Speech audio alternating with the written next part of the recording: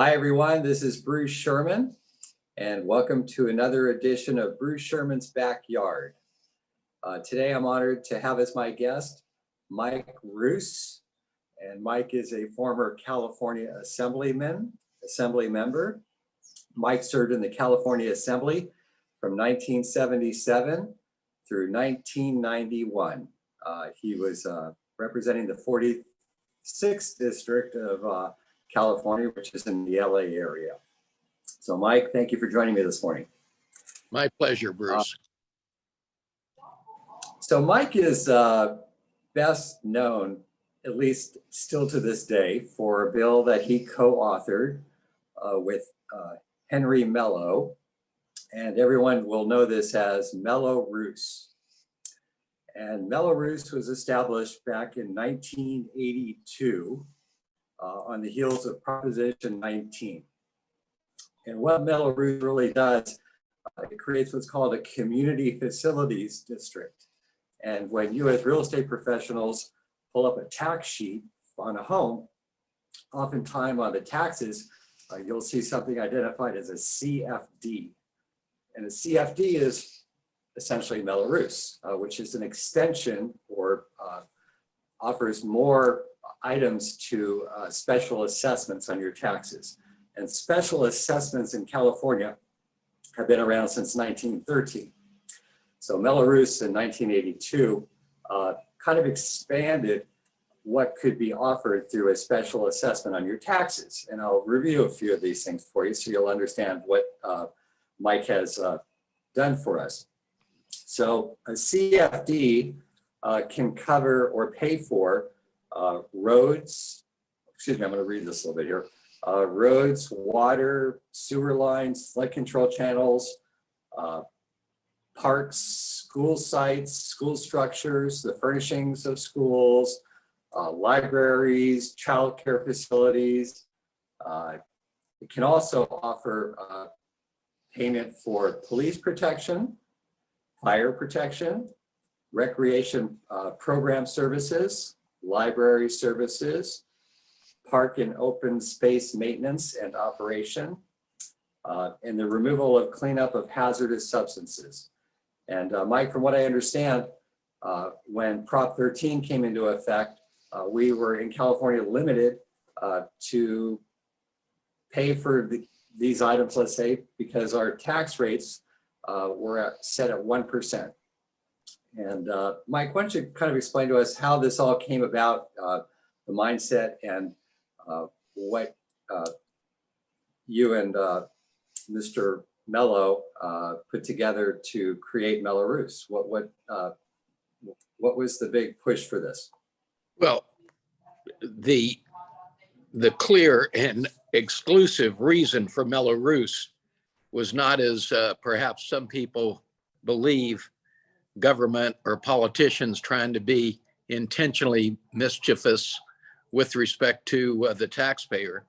It all resulted from the product of the people voting into the Constitution, Proposition 13, that, as you correctly stated, moving forward, required a 2/3 vote on any general tax and limited your property tax to 1% of the previous sale, with a small cost of living built in.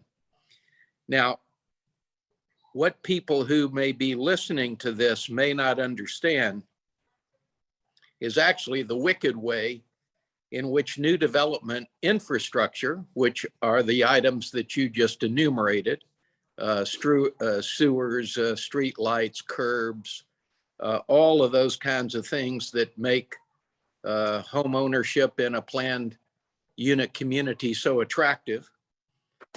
The way it used to work is the developer, once they got approval with their tract map, would basically tell the assessor that the calculation for installing sewers, installing the street lights and the curbs, paving the streets would cost X number of millions of dollars. The assessor would basically say, okay, and really spread the cost of that over every current property owner in the jurisdiction in such a way that you or I, when we would get our tax bill, would hardly notice any kind of increase whatsoever. However, when Jarvis passed, one of the unintended or perhaps intended consequences of this monumental constitutional change was that would now be viewed as a tax increase, which would require a 2/3 vote of all of the people in the jurisdiction for which the tax was going to be raised. As a consequence, starting in 1978, all new development basically stopped in its tracks. No one could get anything done, and there became a clamor within the legislature, pressed by developer interests, that you've got to do something. We cannot build out these homes for which there is an incredible demand. If you'll remember, all of the new home areas were like northern San Diego County, Riverside County, Sacramento County, all of these areas where farmland was being converted into planned unit developments. So I was kind of the housing guy in the assembly, and so a lot of the pressure came my way. And literally for a couple of years, the only thing that we could come back to was, well, we ought to just have a benefit assessment. Unfortunately, the benefit assessment always concluded with a majority vote. So in other words, all of those people that would benefit by the infrastructure that would be elemental to the home that they were going to live in, they would be the only beneficiary. So they would pay their share for the installation of the sidewalks, of the street lights, etc. Republicans basically said, Mike, there is no way we can vote for anything that has a majority vote in it on the heels of the passage of Prop 13. So that became the reason that there was such a time lag between the passage of Prop 13 and the implementation of Roos Community Facilities Act of 1982. So there's a speculation that that Roos was used by home builders to offset the cost of the, let's say, infrastructure where they would build new homes, so that they could sell the homes for less money. Where, let's say, it would cost $10,000 to $20,000 to put in the sewer and the streets and the street lights, and the builder did not have to pass that cost on to the home buyer. Thus, the home could sell for less money and more people could afford the home. Was that ever part of the plan? It was never part of the plan because, again, developers never really had to worry about these things because it was passed on to all taxpayers within the jurisdiction at literally less than a penny per $1,000 of assessed valuation.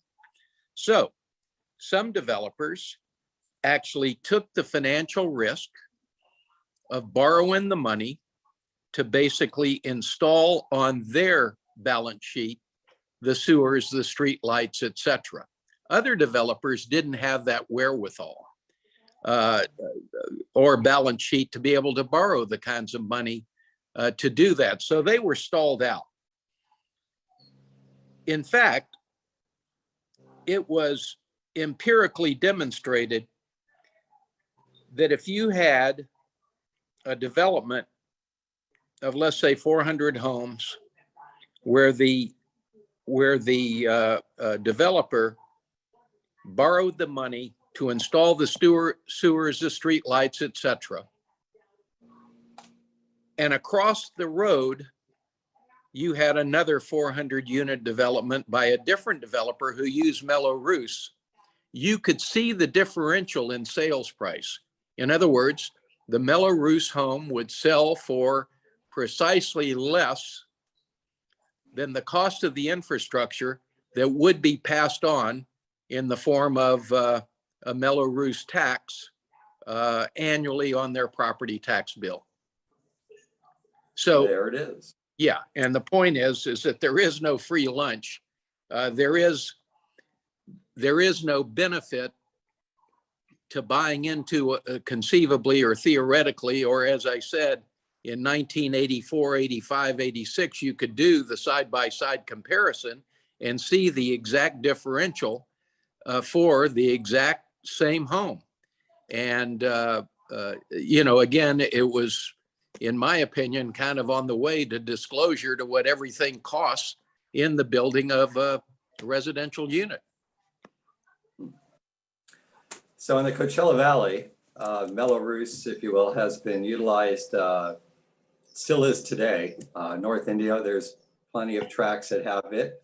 I know people can't read this really, but this is Indian Ridge Country Club, and what the payments were for homeowners in Indian Ridge.